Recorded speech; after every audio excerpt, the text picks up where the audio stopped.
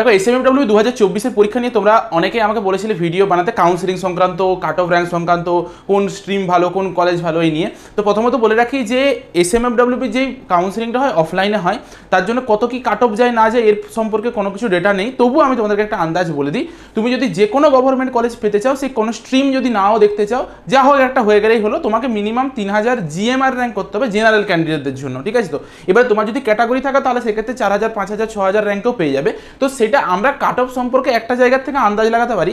তোমাদেরকে অফিসিয়াল ওয়েবসাইটে ডাকা হয়েছে একটা জায়গাতে কাউন্সেলিংয়ের জন্য। তো যতদূর পর্যন্ত স্টুডেন্টকে ডাকা হয়েছে জেনে রাখবে, ততটাই আমাদের কাট অফ র্যাঙ্কের মধ্যে পড়ে। হতে পারে অতদূর পর্যন্ত স্টুডেন্ট যেতেও পারে, আবার নাও যেতে পারে, আমি সেই বিষয়ে আলোচনা করব। তার আগে আমি কতগুলো ডিটেলস বলে দিই। এটা হচ্ছে আমাদের মেন ওয়েবসাইট। এই ওয়েবসাইটে তোমরা পড়াশোনা কলেজে ভর্তি হওয়ার পরেও এই ওয়েবসাইটে নিয়ে অনেক কাজ করবে। তো সেই ওয়েবসাইটের এইখানে তোমরা জানো যথারীতি হচ্ছে তোমার ওই মেরিট র্যাঙ্কগুলো দিয়ে দিয়েছে, একদম পুরো যে কম্বাইন্ড র্যাঙ্ক দিয়ে দিয়েছে আর ক্যাটাগরি র্যাঙ্ক ওয়াইজও দিয়ে দিয়েছে। তো উপর থেকে যখন আমরা এই জায়গাটাতে যাব, এই অনলাইন অ্যাডমিশনে ক্লিক করবো, আমরা একটা অন্য ফর্ম ফিক্সের একটা ওয়েবসাইটে চলে আসবো। তো সেখান থেকে আমরা কি করবো আগে সব ভালো করে শুনে নাও, কোথার থেকে কী কী পাবো আমি, ঠিক আছে? সবচেয়ে প্রথমে তোমরা এই সাইডে এই হেল্প ডেস্ক বলে যে অপশানটা আছে, এইখানে হেল্প ডেস্কে গেলে হচ্ছে তোমরা যদি কোনো কিছু সমস্যা হয় সেখান থেকে ওদেরকে কল করে পর জেনে নিতে পারো। তার আগে এখানে কোর্স ডিটেলস বলে যে অপশানটা আছে, এই অপশানটা খুবই গুরুত্বপূর্ণ। এখানে প্রতিটা কোর্সের ব্যাপারে বলা আছে। এই প্রতিটা কোর্সের ব্যাপারে যদি তুমি ধরো আজকে জানতে চাও হচ্ছে এইখান থেকে ডিআরডি সম্পর্কে জানতে চাও, ডিআরডিতে ক্লিক করবে, একটা পিডিএফ ওপেন হবে, সেই পিডিএফটা বলে দেবে এই কোর্সটার ব্যাপারে, বলে দেবে যে এই কোর্সটা অ্যাকচুয়ালি কিসের কোর্স, কোর্সটাতে কি করানো হয়। যেমন যদি ডিআরডির কথা বলি, যেটা আমরা সিটি স্ক্যান, এমআরআই জানি, বা হচ্ছে তোমার এই সব রিলেটেড যেই জবটা হয়ে থাকে আর কি, সেগুলো আর কি। যেমন ধরো এই এমআরআই, সিটি স্ক্যান রিলেটেড যে জবগুলো হয়ে থাকে, সেই জবের জন্য এটা পড়ানো হয়। তো প্রতিটা কোর্সেরও কিন্তু এরকমভাবেই তোমাকে ডিটেলে দেওয়া আছে, ঠিক আছে? তো শুধুমাত্র এটা নয়, বাদবাকি যতগুলো কোর্স আছে তুমি যদি যেতে চাও কোন কোর্সটা ভালো নাকি খারাপ সেটা বুঝে যাবে। তবুও আমি বলে দিই, এই সিসিটি, ওটিটি আর এমএলটি যেটা আছে, ঠিক আছে? তো অর্থাৎ ডিএমএলটি, ডিসিসিটি আর ডিওটিটি সবচেয়ে ডিমান্ডে আছে ডিএমএলটি, কারণ এখান থেকে তুমি হায়ার স্টাডি করতে পারবে, অনেক স্কোপ আছে, ঠিক আছে? নয়তো সিসিটি, ওটিটিতেও যেতে পারো। আর একটা আছে তোমার এইখান থেকে আরও কতগুলো আছে, যেটা হচ্ছে সবচেয়ে ডিমান্ডে থাকে এই ডিপ্লোমার দিক থেকে ডিআরডিটা, অর্থাৎ যেটার থেকে তুমি ওই ইসিজি, এমআরআই আর এইগুলো করতে পারবে। আর কি থাকে তোমার ইসিজি টেকনিশিয়ানেও অনেকে যেতে পারো, বা এই ডিআরটি, এইটা হচ্ছে অঙ্কোলজি ডিপার্টমেন্ট, মানে ক্যান্সারের জন্য আর কি, ঠিক আছে? ব্যাস এই কটা সবচেয়ে ভালো ডিপার্টমেন্টের মধ্যে পড়ে। বাদবাকি আর অন্য কোনো কিছুতে যাওয়ার চেষ্টা করো না, যেতে হলে এই ডিপার্টমেন্টগুলোতেই যাবে, ঠিক আছে? তো কারণ এই দিক থেকে ফিউচার স্কোপ অনেকটা কম, ভ্যাকেন্সি বিশাল কিছু যে বেরায় আহামরি সেটা নয়, হয়তো পরবর্তী সময় বেরোতে পারে, একটা সময় প্রচুর ভ্যাকেন্সি বেরোতো, তো করোনার পর থেকে বন্ধ হয়ে বসে আছে। তো যারা ব্যাচেলার ডিগ্রি করে রাখছে, যারা হচ্ছে ডিপ্লোমা ডিগ্রি করে রাখছে, দুজনেই কিন্তু এই সেম চাকরির জন্য এলিজিবল। যেমন আমরা বিএসসি নার্সিং করি আর ডিপ্লোমা নার্সিং করি, জিএনএম নার্সিং করি, দুজনেই গ্রেড 2তে চাকরি পাই। তো সেরকম একটা যদি ভ্যাকেন্সি বেরোয়, তুমি জেনপাস দিয়ে পরে বিএসসি করো, এইখান থেকে ডিপ্লোমা করো, দুজনেই কিন্তু অ্যাপ্লাই করতে পারবে। আর কলেজে কি পড়াশোনা করছে, কত মার্কস থাকছে, এইচএসের মার্কস আর মাধ্যমিকের মার্কস কিন্তু ভ্যারি করে। একটা চাকরি পাওয়ার জন্য তোমার ওই মার্কসগুলো ভালো থাকা জরুরি। আচ্ছা, এরপর এই সাইড দিকে যখন তুমি যাবে, এইখান থেকে তোমার আরেকটা অপশান আছে, অ্যাফিলিয়েটেড ইনস্টিটিউশনের অপশান আছে। তো এই অ্যাফিলিয়েটেড ইনস্টিটিউশনে গেলে যত ইনস্টিটিউশন রয়েছে প্রাইভেট কলেজগুলো, সেই প্রাইভেট কলেজের সব ডিটেলস দেওয়া আছে। এত প্রাইভেট কলেজ রয়েছে, এই প্রাইভেট কলেজের সব ডিটেলস দেওয়া আছে। এই ভিউ মোরে ক্লিক করলে একটা পিডিএফ ওপেন হবে, তুমি সেখান থেকে প্রতিটা প্রাইভেট কলেজের সম্পর্কে জানতে পারবে, ঠিক আছে?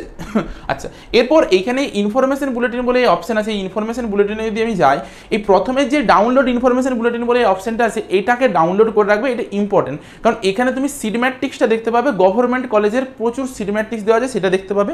আর পরে দেখো সিট ম্যাট্রিক্স অ্যাফিলিয়েটেড ইনস্টিটিউট 2024, এটাতে কি থাকবে, প্রাইভেট কলেজগুলো আছে, তার সাথে এবছর বেশ কিছু কলেজকে, নতুন গভর্নমেন্ট কলেজ, ইএসআই কলেজগুলোকে অ্যাড করা হয়েছে, অর্থাৎ এবছরের সিট সংখ্যা অনেক বেড়েছে, তার জন্য এইটার থেকে তুমি পাবে, দুটোর থেকে দেখে নেবে। এরপর আমরা একটু দেখে নিচ্ছি এই অনলাইন ডকুমেন্টস ভেরিফিকেশনের যে নোটিশটা আছে সেটার ব্যাপারে একটু দেখে নেব। তার আগে অবশ্যই তোমাকে যে কাজটা করতে হবে, এই অ্যাপ্লিকেন্ট লগ ইন এই অপশানে গিয়ে পরে তোমাকে তোমার নিজের রেজিস্ট্রেশন নাম্বার আর পাসওয়ার্ড দিয়ে পরে সিকিউরিটি পিন দিয়ে পরে লগ ইন করতে হবে। তো এটা লগ ইন করার সাথে সাথে তোমরা যেখানে যাবে, আমি একটু দেখিয়ে দিই, তোমরা এরকম একটা পেজে আসবে, যেখানের মধ্যে রেজিস্ট্রেশন ফর অ্যাডমিশন কাউন্সিলিং বলে এরকম একটা অপশন পাবে লগ ইন করার সাথে সাথে।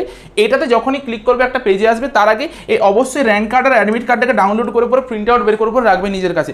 রেজিস্ট্রেশন অ্যাডমিশনে যখনই আমরা ক্লিক করবো, আমাকে 100 টাকা পেমেন্ট করতে হবে, যেটা পেমেন্ট না করলে তুমি কাউন্সিলিংয়ে পার্টিসিপেট করতে পারবে না, অফলাইনে কাউন্সিলিং হবে, সেই বিষয়ে আমি বলে দিচ্ছি। তো এখান থেকে এই প্রসিড টু পেমেন্টের অপশনটাতে ক্লিক করার পরে তোমাদের কাছে এরকম একটা পেমেন্টের অপশন চলে আসবে, যে তুমি এসএমএফডব্লিউতে 100 টাকার মতন পেমেন্ট করছো, তুমি গুগল পে, ফোনপে করতে পারো, বা কিউআর কোডে স্ক্যান করে পরে পেমেন্ট করতে পারো, ঠিক আছে?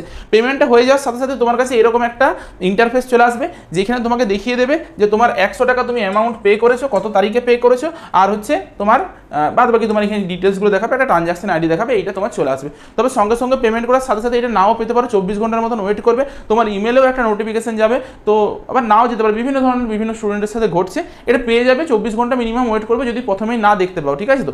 আচ্ছা, এরপর এই জায়গাটাতে তোমার যে র্যাঙ্ক কার্ডটা, সেই র্যাঙ্ক কার্ডটা ডাউনলোড করে নেওয়ার সাথে সাথে তুমি এইখানে তোমার সিএমএল র্যাঙ্ক দেখতে পাবে, অর্থাৎ কম্বাইন্ড র্যাঙ্ক যেটাকে বলে, আর এইখানে তোমার ক্যাটাগরি র্যাঙ্ক দেখতে পাবে। এই দুটো র্যাঙ্ক নিয়ে পরে কি কাজ আছে আমরা একটু দেখে নিই আগে। আমাদের যে নোটিফিকেশন দিয়েছে সেই নোটিফিকেশনে আমাদেরকে কি বলেছে, এই যে এই অ্যাড্রেসটাতে আমাদেরকে যেতে হবে, ঠিক আছে তো। এইটা হচ্ছে অ্যাড্রেস, এই অ্যাড্রেসটাতে আমাদেরকে যেতে হবে, একটু দেখে নাও। এই যে এই অ্যাড্রেসটাতে একটু যেতে হবে আমাদেরকে, বেলেঘাটার এই অ্যাড্রেসটাতে, যেটা হচ্ছে এসএমডব্লিউ নিজস্ব তোমার সেন্টার, সেই সেন্টারে তোমাদেরকে এই অ্যাড্রেসটাতে যেতে হবে, ঠিক আছে। এই অ্যাড্রেসটাতে কবে যেতে হবে, কাদেরকে কখন যেতে হবে, সেই বিষয়েও আমি বলি। আচ্ছা, এরপর খুব ভালো করে মন দিয়ে শুনো। আচ্ছা, এই জায়গাটাতে একটা আছে যে ডকুমেন্টস, ইনস্টিটিউশনের ডকুমেন্টস ভেরিফিকেশনে 23শে সেপ্টেম্বরে তোমাদের রিপোর্ট করতে হবে কলেজে গিয়ে পরে আর কি, তারপর থেকে কলেজ শুরু হবে আর কি। তার আগে কাউন্সিলিংয়ের যে ব্যাপারটা আছে সেটা একটু ভালো করে মন দিয়ে দেখো। তোমাদেরকে 9টার সময় পৌঁছাতে হবে, যেই ডেটে তোমাকে দিয়েছে, যেই ডেটে তোমার থাকবে, প্রতিজনের আলাদা আলাদা ডেট আছে, সেই ডেটে তোমাকে যেতে হবে। তার আগে 100 টাকা আমরা পেমেন্ট করে দিয়েছি, 100 টাকা পেমেন্ট করতে হবে। কী কী ডকুমেন্টস নিয়ে যেতে হবে সেটার ব্যাপারে একটু বলে দিই। তোমার ক্লাস 12-এর অরিজিনাল মার্কশিট নিয়ে যেতে হবে, আর ক্যাটাগরি সার্টিফিকেট নিয়ে যেতে হবে অরিজিনালটা। যদি অরিজিনালের পরেও তুমি যদি কোনো কিছু আপডেট করেছিলে তাহলে সেই আপডেটেডটাও সাথে করে নিয়ে যেতে হবে, যদি আপডেট না করেছো তো আপডেটেড নিয়ে যাওয়ার দরকার নেই। যারা ওবিসি রয়েছে তাদের ওবিসি এনসিএল নিয়ে যেতে হবে, মাথায় রাখবে। আর ইডাব্লিউএসদেরকে ইডাব্লিউএস সার্টিফিকেটটা নিয়ে যেতে হবে। Candidate should mention name, contact number on the back of the demand draft. তোমার কাছে এই ডিমান্ড ড্রাফটে যে গপ্প আসছে, এই ডিমান্ড ড্রাফটের গপ্পটা কোথা থেকে আসছে, তুমি যদি ভর্তি হতে যাও, কোনো একটা কলেজ যদি পাও, তোমাকে 20,000 টাকা দিতে হবে, ঠিক আছে। এই 20,000 টাকা দিয়ে পরে তোমাকে অ্যাডমিশন নিতে হবে, এইটা 1 বছরের ফিস, আবার পরের বছরের জন্য আবার পরে আবার দিতে হবে। তো সেই হিসেবে তোমাকে এই 20,000 টাকা হচ্ছে ডিপোজিট করতে হবে। তুমি ক্যাশেও দিতে পারো, ডিমান্ড ড্রাফটেও দিতে পারো। ডিমান্ড ড্রাফটটা হচ্ছে স্টেট মেডিকেল ফ্যাকাল্টির নামে হচ্ছে ডিমান্ড ড্রাফটটা হবে, ঠিক আছে। এই নামে হচ্ছে ডিমান্ড ড্রাফটটা হবে, বেটার হয় ক্যাশ নিয়ে যাবে, সব ঝামেলা চুকে যাবে, ঠিক আছে। এরপর খুব ভালো করে মন দিয়ে শুনো, এই 20,000 টাকাটা হচ্ছে তোমার রিফান্ডেবলও, কিন্তু সেইটা রিফান্ড পেতে অনেক ঝামেলা পোয়াতে হয়, ঠিক আছে। তার জন্য যদি তুমি দেখছো যে তোমার অন্য কোনো একটা কোর্সে কলেজ পেয়ে যাবে, যেমন জেনপাস ইউজি, এএনএম, জিএনএমে কলেজ পেয়ে যাবে, র্যাঙ্ক ভালো আছে, কাউন্সিলিংয়ে যাওয়ারই দরকার নেই, বা ঘুরতে যদি যাও তো ঘুরতে যেতে পারো, 20,000 টাকা দিয়ে ভর্তি হওয়ার দরকার নেই, কারণ এই 20,000 টাকাটা পেতে অনেক দিন সময় লেগে যায়, ঠিক আছে তো। কম সম ব্যাপার না, 1-2 হাজার টাকা নয়, 20,000 টাকার ব্যাপার। তো তুমি যদি একবার ভর্তি হয়ে যাও তখন কিন্তু অনেক ওরা হচ্ছে তোমার ইয়ে করবে যে না হবে নি, এই হবে নি, অনেকটা টাকাও কেটে নেবে। তার জন্য যদি তুমি একদম পার্টিকুলার শিওর থাকো যে ভর্তি হবে, তবে পরে একদম পুরো গিয়ে পরে ভর্তিটা হয়ে আসবে। আচ্ছা, আর তার সাথে 800 টাকা হচ্ছে অ্যাপ্লিকেশন ফর রেজিস্ট্রেশন সার্টিফিকেটের জন্য 800 টাকা এক্সট্রা দিতে হয়, সবাইকে এটা দিতে হবে। এরপর শুনো, এই যে এইখানে ডিমান্ড ড্রাফটটা ওই জন্য, যদি তুমি ডিমান্ড ড্রাফট না নিয়ে যাও তাহলে তোমাকে নিয়ে যাওয়ার কোনো দরকার নেই। র্যাঙ্ক কার্ড নিয়ে যেতে হবে, অনলাইন অ্যাপ্লিকেশন ফর্মটা নিয়ে যেতে হবে, অর্থাৎ তুমি যে অ্যাপ্লিকেশনটা তোমার ফর্মটা ফিল আপ করেছিলে, এই যে এই জায়গাটা দেখতে পাবে, যেটা এইখান থেকে পাবে আর কি, এই যে প্রিন্ট অ্যাপ্লিকেশন ফর্ম থেকে, এইটার থেকে অ্যাপ্লিকেশন ফর্মটাকে বের করে নেবে, লগ ইন করে পরে এটা পেয়ে যাবে, এখান থেকে অ্যাপ্লিকেশন ফর্মটাকে বের করে নেবে। সাথে আরেকটা কি নিতে হবে, রিসিপ্ট ফর রেজিস্ট্রেশন ফিস, 100 টাকা যে পেমেন্টটা করেছে সেটা হচ্ছে রেজিস্ট্রেশন ফিসটা নিয়ে যাবে। আর কি কি নিয়ে যেতে হবে মন দিয়ে শুনো, তোমাকে তোমার হচ্ছে যেই স্কুল লিভিং সার্টিফিকেট, সেই স্কুল লিভিং সার্টিফিকেটটা নিয়ে যাবে। যদি কোনোভাবে স্কুল লিভিং সার্টিফিকেট না থাকে, তোমার যে কোনো অঞ্চলের প্রধানের কাছ থেকে বা পুলিশ স্টেশন থেকে একটা তোমার ক্যারেক্টার সার্টিফিকেট বের করে নেবে, সেই ক্যারেক্টার সার্টিফিকেট সাথে করে নিয়ে যাবে। আর একটা মেডিকেল সার্টিফিকেট নিয়ে যেতে হবে। মেডিকেল সার্টিফিকেট মানে কি, গুগলে সার্চ করবে যে মেডিকেল সার্টিফিকেট ফরম্যাট পিডিএফ, যে কোনো একটা র্যান্ডাম যে কোনো একটা মেডিকেল সার্টিফিকেটের ফরম্যাটকে ফিল আপ করে নিয়ে চলে যাবে।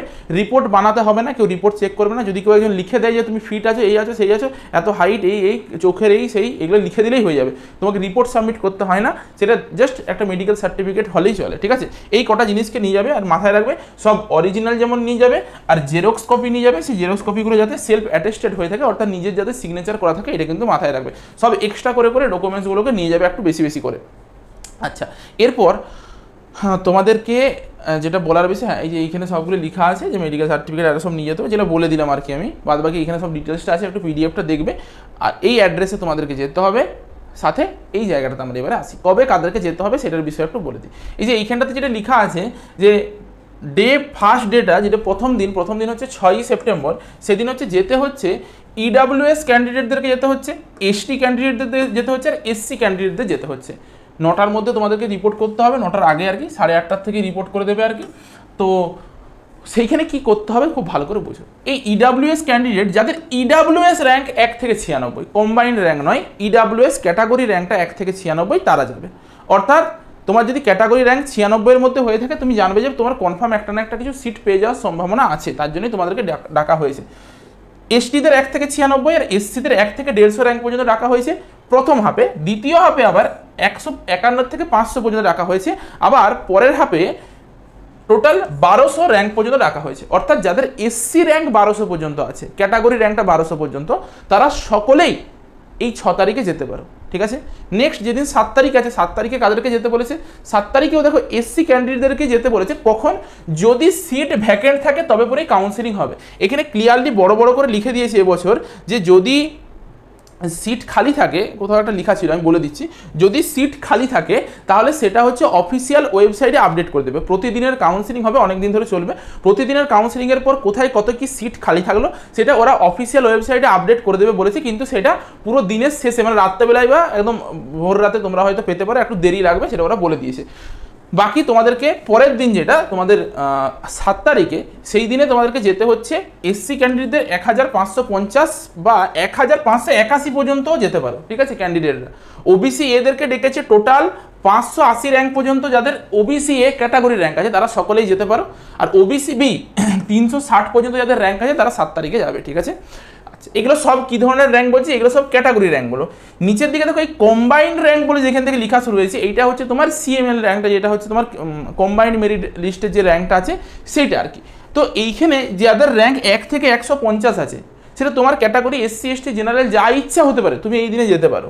ইভেন তোমার এইখানে ডেকেছে টোটাল আর কি 1125 পর্যন্ত। এখানে যে শুধুমাত্র জেনারেলরা যাবে এটার কোনো মানে নেই, general SC ST OBC EWS সবাই এই র্যাঙ্কের মধ্যে যেতে পারো, ঠিক আছে, কেউ বাধা দেবে না তোমাকে। আর তাছাড়া তোমার পরের দিন ডে 4-এ ডেকেছে আরও স্টুডেন্টকে ডেকেছে, টোটাল ডেকেছে তোমার 2425 র্যাঙ্ক পর্যন্ত ছেলেদেরকে ডেকেছে, ঠিক আছে।